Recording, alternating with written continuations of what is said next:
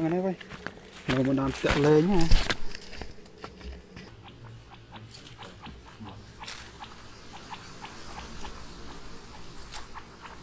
rồi nó tầm nốt mày thì nó cái này nè lông ai xem mình nhận đạn tẹo tốt rồi lông tê này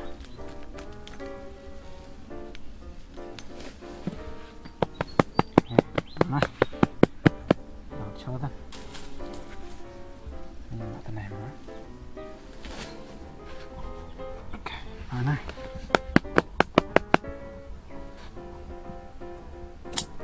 ô mà êm à ô bán này nè ok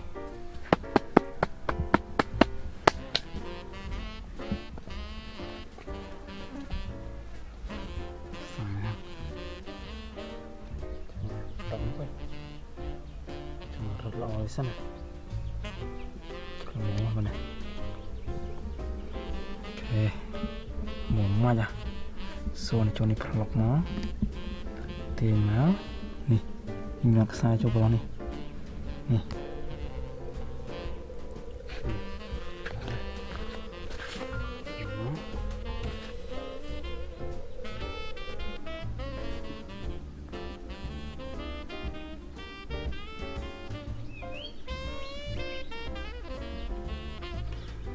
ok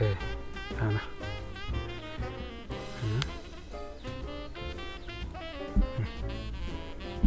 tầm này à nè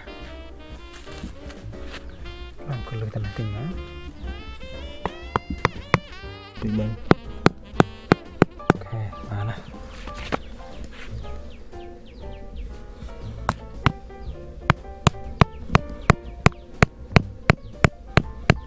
ok mà chả phần này êm quả sao xanh ok mà nè cười thì nó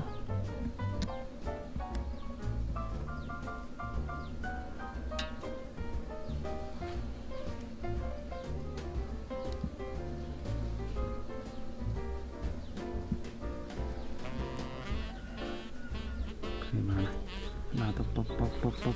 toàn tập lụp chuột như vào nhỉ tập toàn tập lụp chuột mà đi êm mà rồi êm trong má rồi ra từ láng sắp về vào này trong ngoài này nha anh ấy rút cái chân spray mà cái chân spray lắm mà spray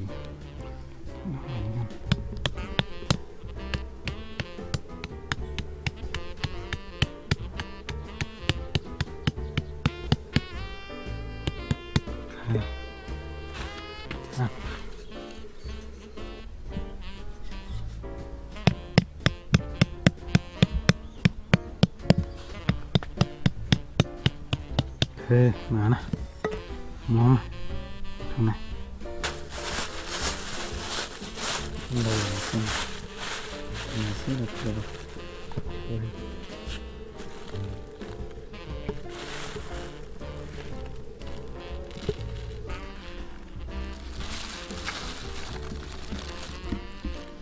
rồi làm cái món chân trái nó trôi làm phao nó trâu lụp ok mà này được món cho nó mới về để chân spray nó xì núi nó trâu lụp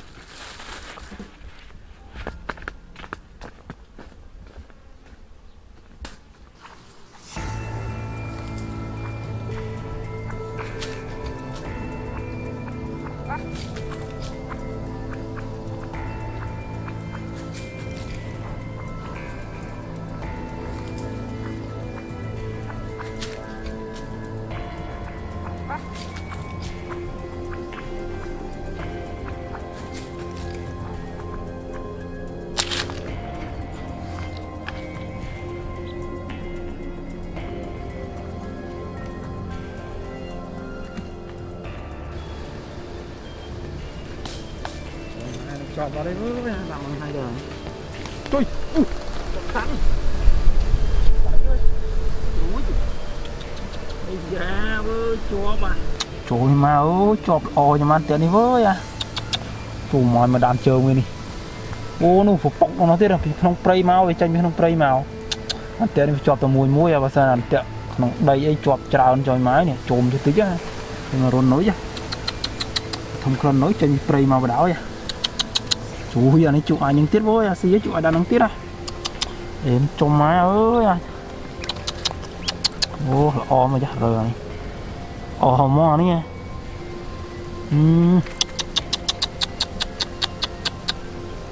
rồi vô thành chấm mà xa đó ok đó nè với thế sân tụi khni với cháo nè đã được khai chọp tiệt mà xài thân mà họ tiết chọp vào khni với cháo nè khơi đàn bọc bọc bên nhân nâng ok nè chân này nó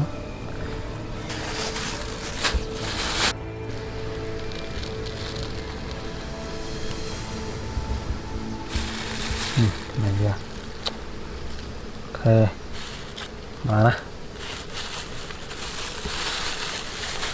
làm sai cho mơ tiết à sao mơ đã chọp tiết à bây giờ bố à rồi giờ trồng sang nó chụp anh tiết à wow, ở này